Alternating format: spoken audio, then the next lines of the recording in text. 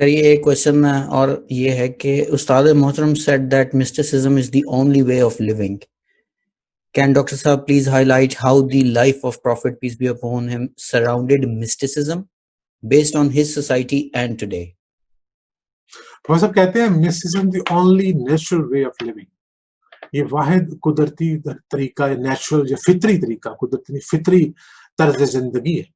ٹھیک ہے، کیونکہ یہ فطری طرز زندگی اس لیے ہے کہ ہمیں جو دیا گیا ہے، again I refer back to the lecture, کہ ہمیں جو دیا گیا ہے، ہمیں میمل سے اوپر کچھ دیا گیا ہے.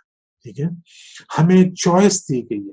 ٹھیک ہے، وہ جو چوائس ہم کرتے ہیں نا، وہ چوائس ہی فطری طریقہ زندگی ہے، اور وہی تصوف ہے.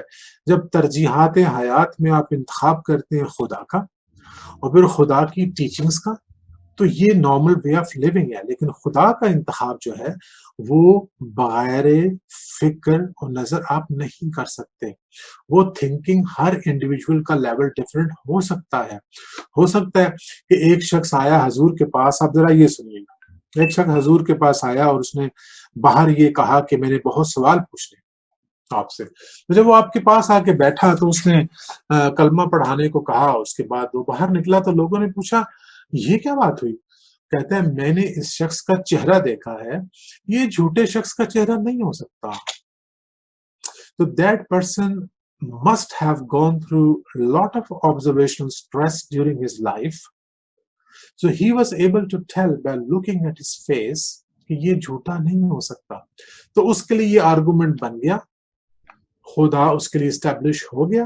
ٹھیک ہے، اب اس کے بعد وہ جو عمل کرے گا، فکر کرے گا، ڈیولپ کرے گا، وہ اس راستے پہ چلے گا. سوال پھر یاد دلائیے گا، میں کہیں اور نہ چلا جاؤں. Mysticism as the way of Prophet peace be upon him. تو پروفٹ کا جو پرائورٹی ہے لائف میں نے ابھی آپ کو وہ فتح مکہ کا واقعہ بھی سنا دیا کہ ہر جگہ آپ دیکھتے ہیں کہ کہیں بھی چوائس آتی ہے تو پرائورٹی خدا ہے.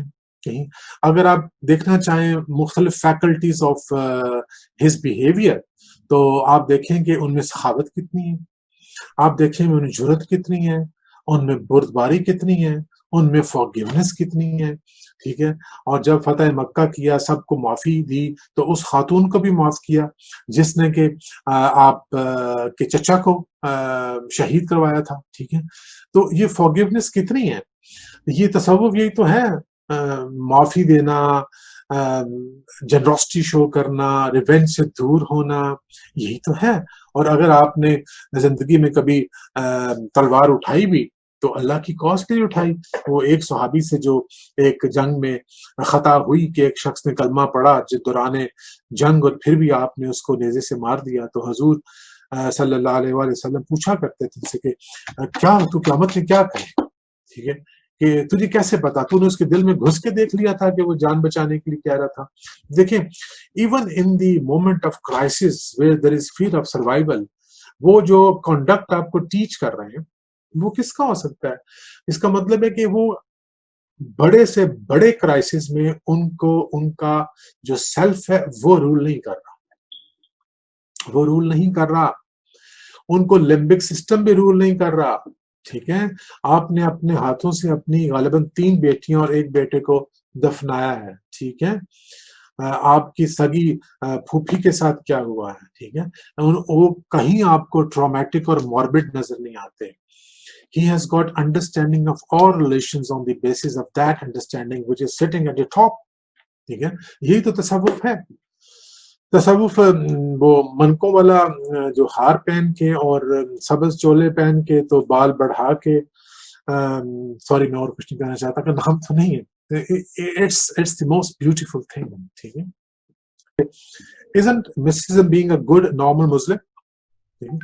تو اب سوال کرنے والے جو ہیں ان کو بتانا پڑے گا کہ ان کے گڈ نارمل مسلم کی ڈیفینیشن کیا ہے.